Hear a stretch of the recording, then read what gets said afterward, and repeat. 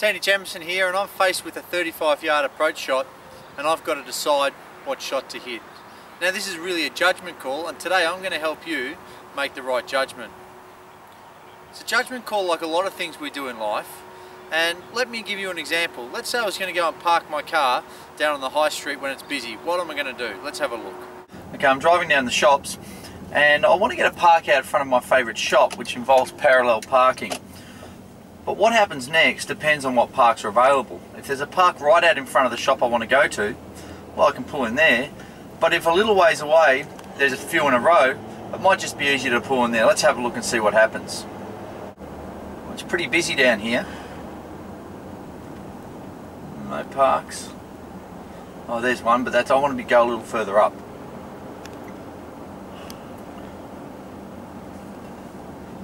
Okay, there's a park just here, but a little ways up there's three in a row. You know what? I think I'm going to pull up in the three in a row. It's far easier. I might have to walk back a little bit, but that was an easy park. I took the easy option, didn't I? I could have parked in the single car park right in front of the shop I wanted to go to. However, I chose to drive up 40 or 50 yards and pull straight into one of three. And I think most of us do that. Now listen, I can park a car as well as anybody else. I've lived in some pretty busy towns, but when I've got the option, I take the margin call, the easy play. And the same thing happens when you've got a club selection here.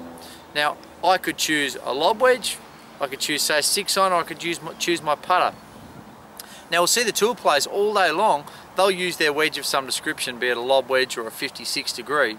But then you've got to remember, they spend 6 to 8 hours a week, every week, practicing those little wedge shots.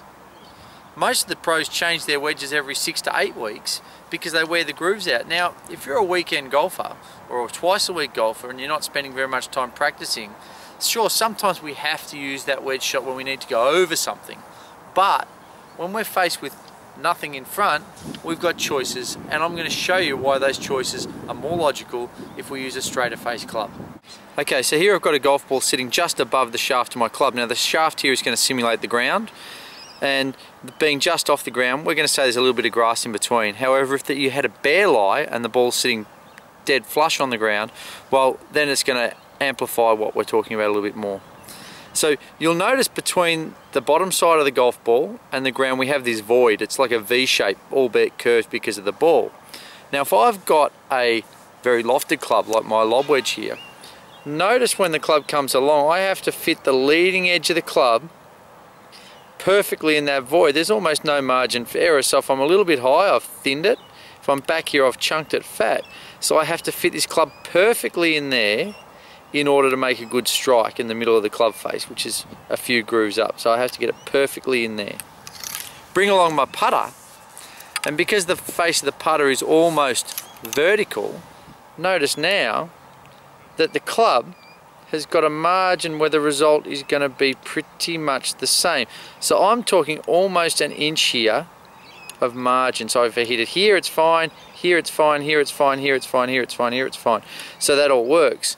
Turn that around and pull out a mid-iron. So I'm going to change over and go to a 6-iron now. Notice that again I've got some margin. So not as much as the putter, but I've got maybe half an inch of margin. The shot's still going to be pretty good. Remember, with the lob wedge, I had no margin at all. Okay, so I'm going to play this shot and I've made a judgment call. My judgment call is I'm going to use my 6-iron. The reason the 6-iron for me, well, I haven't been practicing that much lately, and the wedge, whilst I'm a good chance of pulling it off, I'm also a fair chance of hitting a pretty ordinary one. At least if I had an average one with the 6-iron, it's going to be reasonably close.